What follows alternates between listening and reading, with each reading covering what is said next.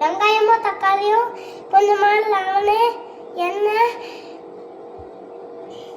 இது பிரியாணி மசாலா புதினா கொத்தமல்லி நமக்கு தேவையான தண்ணி அடுப்பு ஆன் பண்ணிட்டு பாத்திரத்துல எண்ணெய் கொஞ்சமா ஊத்திக்கிட்டு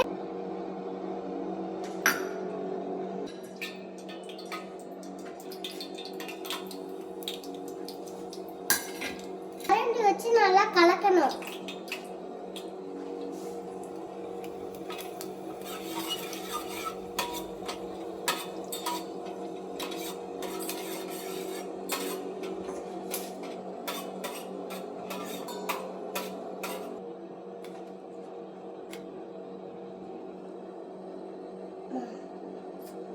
போடுப்பா, சுடாதுப்பா, போடு.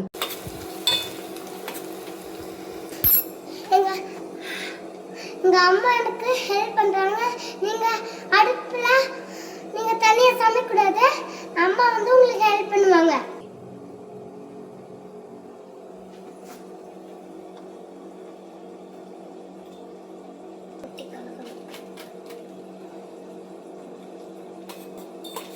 நல்லா கொட்டி கலக்கணும்.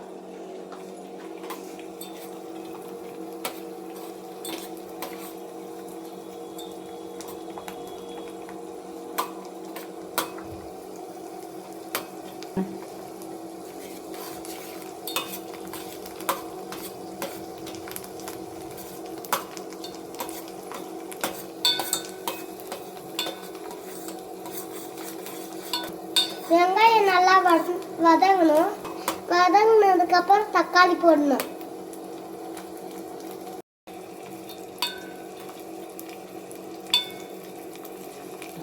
வதங்கார மாதிரி எல்லா பக்கமும் நல்லா கரண்டிடணும். வெங்காயமும் தக்காளியும் வதங்கிருச்சு. இப்போ ஊற வச்ச சிக்கனை போடணும்.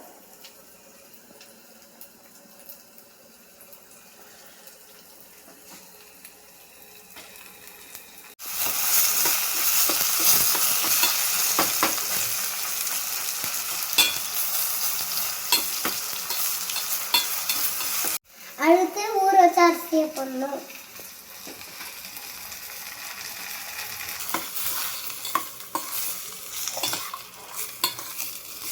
தண்ணி ஊற்றணும்.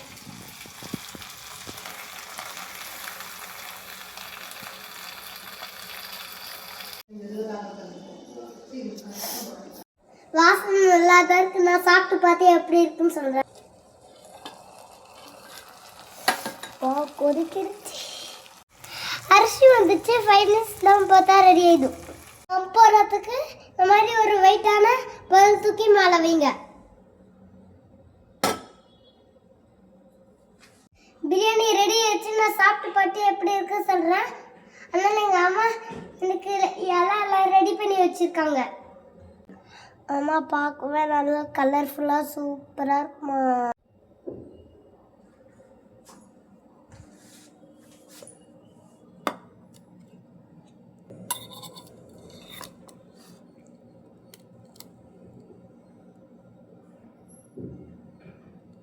நல்லா சூடா இருக்கு.